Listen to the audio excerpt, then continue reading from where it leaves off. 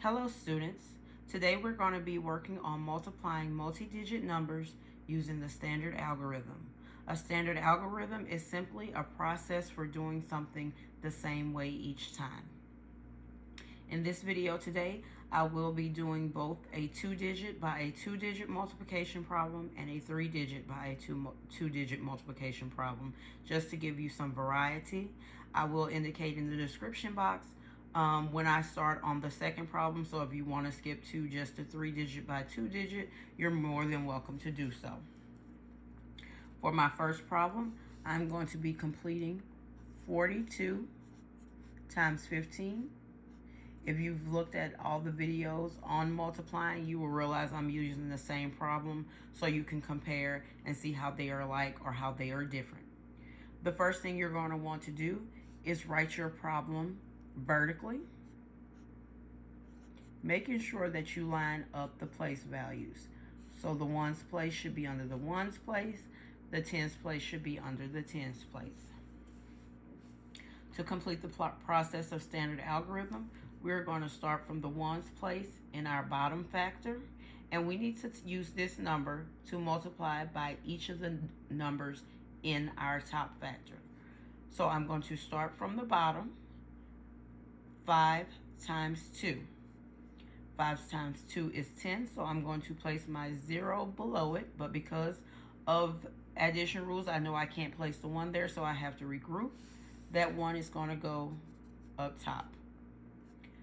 Then I'm going to use that same 5 now, and I'm going to multiply it by this 4, because I want to multiply by this whole number. So 5 times 4 is 20, but I have that 1 that was regrouped from the previous step, so I'm going to add that to it, and that's going to give me 21. As I prepare to move to this next digit in my second factor, I realize that I am not only multiplying by the number 1, I am multiplying by the value of 10, because this 1 is in the tens place. And I know that anytime I multiply by 10, or a multiple of 10, there will be a 0 at the end of my answer. So in order to help myself out and make sure I don't forget that, I'm going to go ahead and place that 0 immediately. You may hear this 0 called a placeholder 0. That 0 is actually based on multiplying by a power of 10. Now I'm going to start multiplying by the 1 just like I did with the 5, and I'm always going to start there and go to the ones place. So 1 times 2 is 2, and 1 times 4 is 4.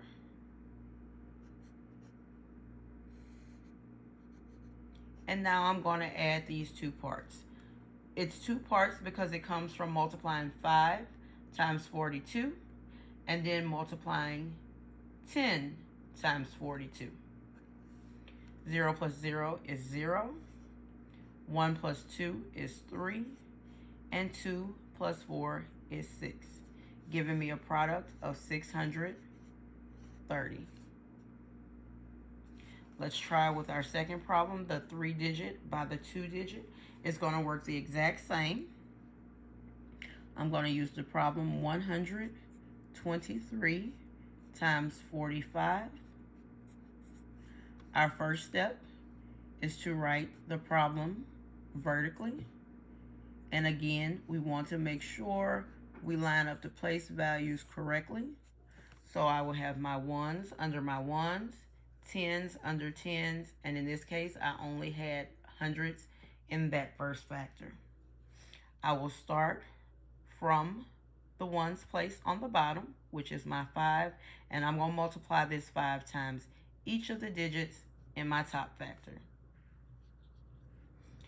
5 times 3 is 15. I write my 5 and I regroup with my 1 up top. Then I do 5 times 2, which is 10, and I add in the 1 from the previous step, which is 11. I place my 1 and I place the 1 up top from regrouping. Then 5 times 1 is 5, plus that 1 is 6. So at this point, I have multiplied 5 times 123. I am now going to multiply using this 4, but remember this 4 is actually 40, so it's a power of 10, which means I'm going to have 1 0 at the end of my answer. And to make sure I do that, I'm going to place my placeholder 0. Keep in mind when I say a 0 at the end of my answer, I am talking about at this step, not the final answer. Now I'm going to start multiplying the 4 by the top factor. 4 times 3 is 12. What I like to do to help myself out and make sure I don't get confused, I like to cross out my regrouping numbers from the last step so that I know that I have used them, so that way I won't try to add them again. So I've just added 4 times 3, which was 12, and I have a 1 to regroup. 4 times 2 is 8, plus the 1 from the previous step is 9. And finally, 4 times 1 is 4. So what I have created is the product of 5 times 123 and then 40 times 123. These are two parts of my product, so now I'm going to add them. 5 plus 0 is 5.